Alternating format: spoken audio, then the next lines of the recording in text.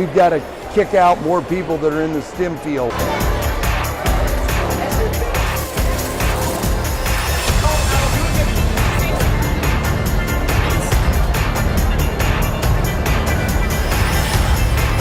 Not all students are going to choose STEM, but they need to be aware of what exists right here in Idaho.